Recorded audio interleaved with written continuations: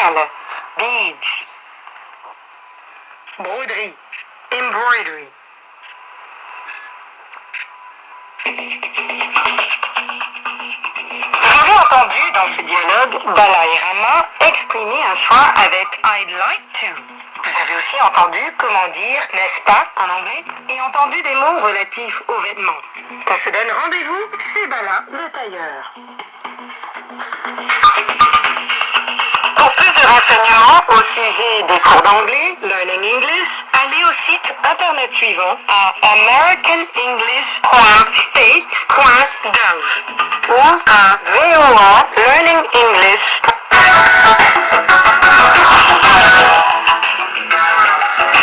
Welcome to Business English. Bienvenue à notre émission consacrée à l'anglais commercial aux États-Unis. Dans ce programme, vous participerez à des voyages d'affaires, à des conversations téléphoniques, à l'échange de messages e-mail et à des interviews. Au micro, Michel Joseph.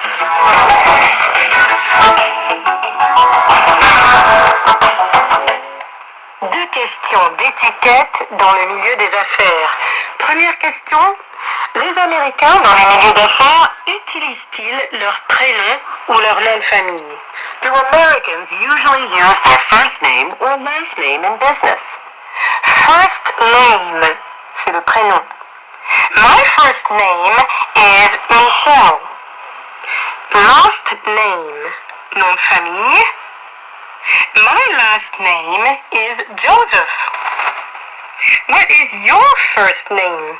Quel est votre prénom? À vous de me répondre. What is your first name? What is your last name? Quel est votre nom de famille? Répondez-moi. What is your last name? Comme vous allez entendre, pour Gary, c'est une question difficile. This is a difficult question. To be safe, use the name that the other person gives you. This is a difficult question. C'est une question difficile. To be safe, use the name that the other person gives you.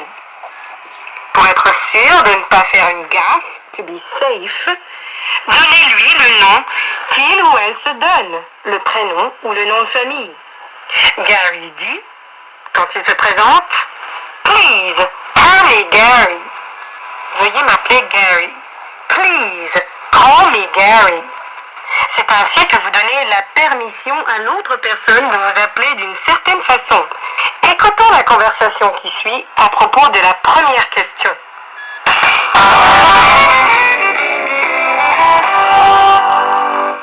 Hi, Elizabeth. Hello, Gary. Our listeners have sent in some email questions, Gary.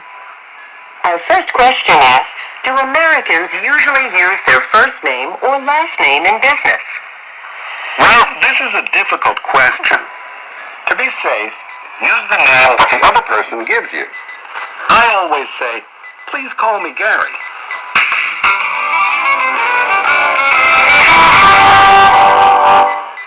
Gary dit, I always say, je dis toujours, always. I always say, please call me Gary. Littéralement, s'il vous plaît, s'il te plaît, appelle-moi Gary. Appelle-moi Gary.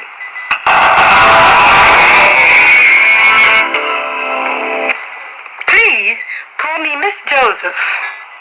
Please call me Mrs. Joseph. Ce qui nous amène à la prochaine question d'étiquette. Elizabeth demande à Gary, when speaking with women in business, quand on parle à des femmes dans un contexte d'affaires ou professionnel, When speaking with women in business, when should we use Miss, Mrs., or Ms?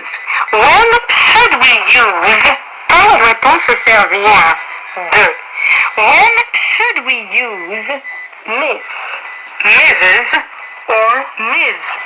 Miss, mademoiselle, ou, comme le dit Gary, for single women, pour les femmes célibataires, single women, les femmes célibataires, Miss, ou bien Mrs, madame, for married women, pour les femmes mariées, for married women. Well, Miss is for single women. Mrs. is for married women. ou encore Ms. Un mot nouveau qui est neutre et n'implique pas le statut de célibataire ou de marié à la femme en question. Ms. is easier to use than Mrs. or Miss because you don't have to know whether or not a woman is married. Écoutez la conversation qui suit. Our next question is, when speaking with women in business, where should we use Miss, Mrs., or Ms.? Well, Miss is for single women. Mrs. is for married women. Ms. is easier to use than Mrs. or Miss because you don't have to know whether or not a woman is married. I always use Ms. because with Ms. I usually don't offend people. What do most American women in business prefer? I believe that most American women prefer Ms. Thank you, Gary.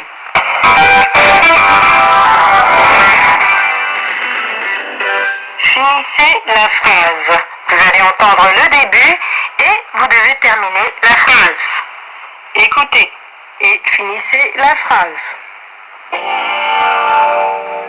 Some people use their first name in business, but others prefer to use their last name. Le nom de famille. They prefer to use their last name. Le nom de famille. Most American women prefer to be addressed as Ms. They prefer to be addressed as Ms. Ms, c'est neutre. In the past, people used to address all married women as Mrs.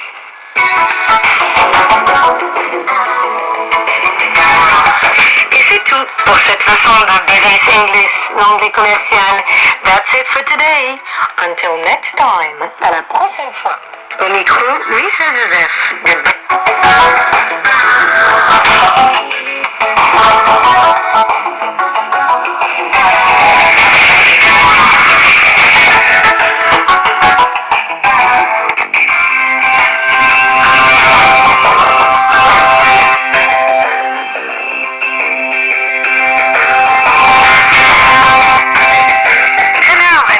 Lesson number 86 of English USA. Bonjour et bienvenue à la leçon numéro 86 d'English USA. Aujourd'hui, Martin fait une interview avec un professeur d'histoire. Today, Martin Lerner is interviewing a history professor. Il lui pose des questions sur la guerre civile américaine. He's asking him questions on the American Civil War. Tous les deux se trouvent dans un champ de bataille. They are in a battlefield. Au cours de cette leçon, vous apprendrez à comparer des événements différents, dans le présent, dans le passé et dans une même époque. English USA est diffusé en direct de Washington au micro Michel Joseph.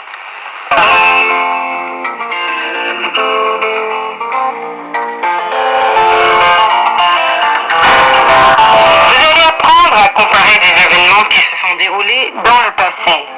Martin Lerner parle avec un professeur d'histoire américaine, un professor of American History, au sujet de la guerre civile, about the Civil War.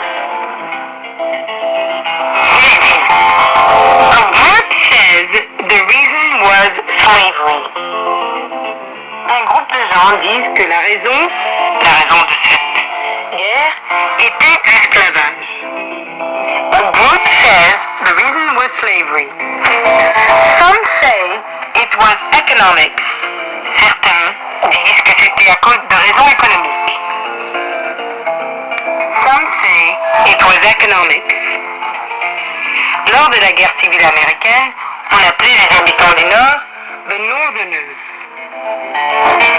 et ceux du Sud the Confederates. Écoutons maintenant la conversation entre Martin et le professeur.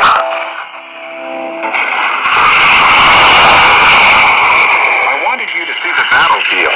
I see what you mean. It's just open space. It was field. There were farms here and a few houses. Where did the battles take place? Everywhere you can see. Soldiers from the north were on that hill. Soldiers from the south were over there, somewhere in front of those woods. In fact, where those men are right now. Yes. Those men who are firing guns are acting out the early part of the battle. They are pretending to be soldiers during the Civil War. Professor Atkins, why did the war begin? That's a very difficult question. People seldom agree on the reasons for a war. Historians are still arguing about the reasons for the Civil War. I suppose there are usually many reasons. Well, one group says the reason was slavery, another group says it was politics, and another group says it was economics.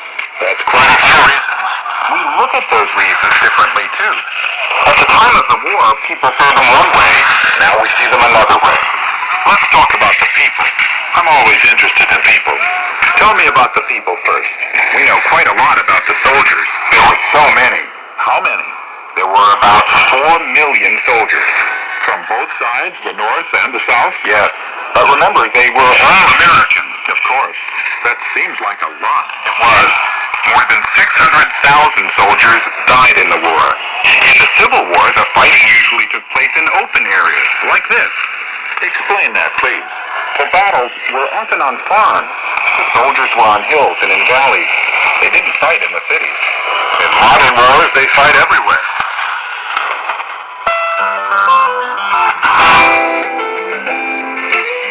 Pour comparer deux événements, on les place dans une période déterminée.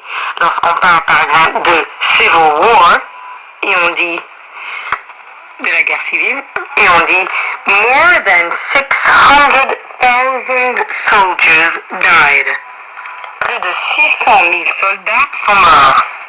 On peut aussi parler d'une autre guerre et du nombre de soldats tués par rapport à celle-ci. Par exemple, in the Civil War, more than 600,000 soldiers died. In the First World War, dans la Première Guerre mondiale, un tel autre nombre sont morts. Écoutez les exemples qui suivent. In the Civil War, more than 600,000 soldiers died. More recent wars have been worse for civilians. In the Civil War, the fighting usually took place in open areas. In modern wars, they fight everywhere. Répondez aux questions de Martin et commencez vos réponses en mentionnant une période déterminée. Il vous demandera par exemple, Where were you living 1 year ago? Où viviez-vous il y a un an? More than 600,000 died in the Civil War. About 116,000 died in World War I. Most of the battles were in Europe. There were none in the U.S. Essayez de répondre aux questions de Martin, mais écoutez d'abord l'exemple qui vous est donné. L'exemple. Martin dit quelque chose et le professeur répond aussi en disant quelque chose d'autre. Toujours en parlant dans le passé. Donc c'est une comparaison. 45 people lived in this building. 45 personnes vivaient dans ce bâtiment. Le professeur dit lui aussi 15 people lived in that building. Une quinzaine de personnes vivaient dans ce bâtiment. Maintenant, à vous d'essayer. 45 people lived in this building. 15 people lived in that building. On Monday, I go to work. On Monday I go to work. Vous pouviez dire on Friday I go to work. I lived in Chicago. Et vous pouvez répondre I lived in Kinshasa. On Friday, we went to town. Et vous pouvez dire on Saturday we went to town.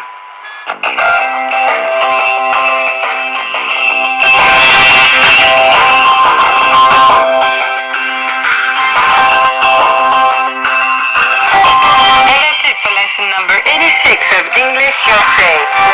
Nous arrivons à la fin de la leçon 86 d'English USA. Vous pourrez maintenant comparer la guerre civile américaine, peut-être, avec une guerre française ou une guerre africaine. Mais ne pensant même pas à la guerre, on entend souvent dire que tout change. Vos parents, par exemple, vos grands-parents décrivent leur vie, leur enfance, comme si c'était un autre monde. Et ils ont raison, la vie change rapidement. Donc, au lieu de faire la comparaison d'une guerre, pensez plutôt à votre vie en la comparant à celle de vos parents ou à celle de vos grands-parents. Comparez les changements que vous observez. In the meantime, entre-temps, have a great practice. Goodbye.